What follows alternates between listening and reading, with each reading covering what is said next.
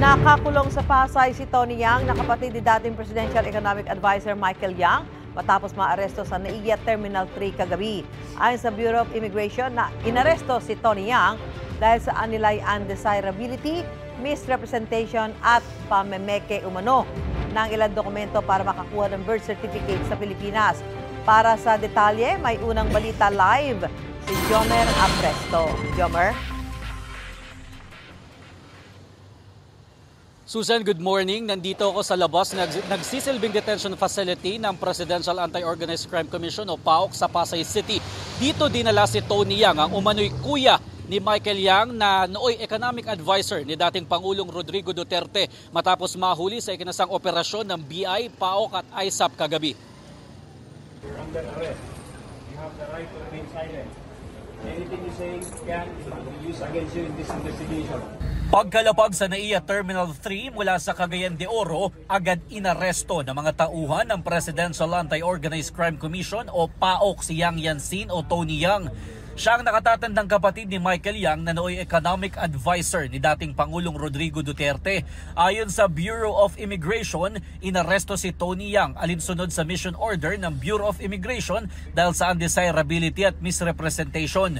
Meron na siyang violation, yung tinatawag nating violation ng immigration laws. Ito yung misrepresentation na nagpapanggap siya ng isang Pilipino.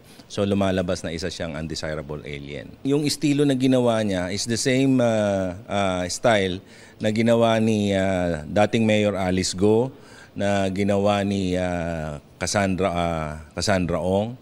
At yung ibang mga Chinese na nahuli natin na nagpa-late registration and then nagpalit sila ng pangalan. Antonio Maestrado Lim ang ginagamit na pangalan ni Yang sa Pilipinas base sa nakuhang kopya ng kanyang birth certificate na inirehistro noong 2004.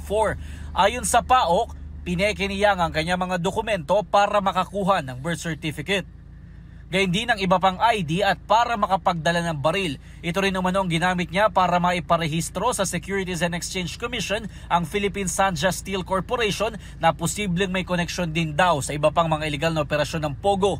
Lumalabas kasi talaga parang isang grupo lang sila yung sa Banban, sa Porac, and then yung sa Cebu, and now itong sa Cagayan de Oro. Nakita namin yung incorporator dun sa isang Pogo Hub. Nakakabit naman sa ibang Pogo Hub.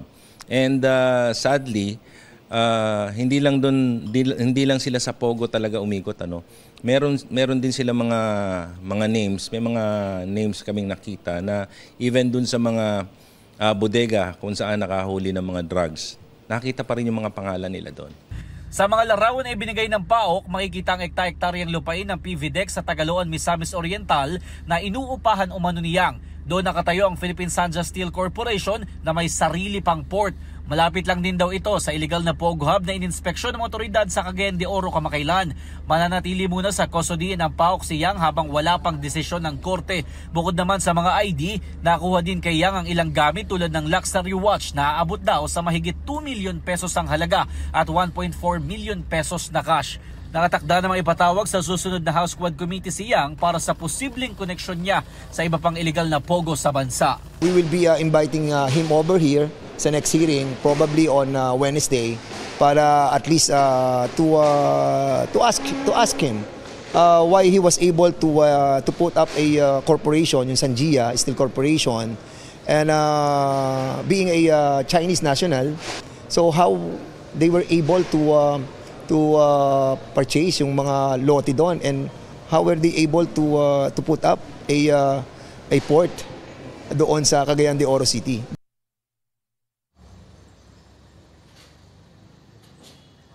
Susan, sa ngayon ay sinusubukan pa natin hingan ng pahayag ang kampo ni Tony Yang. At live mula dito sa Pasay City, ako po si Jomer Apresto para sa GMA Integrated News.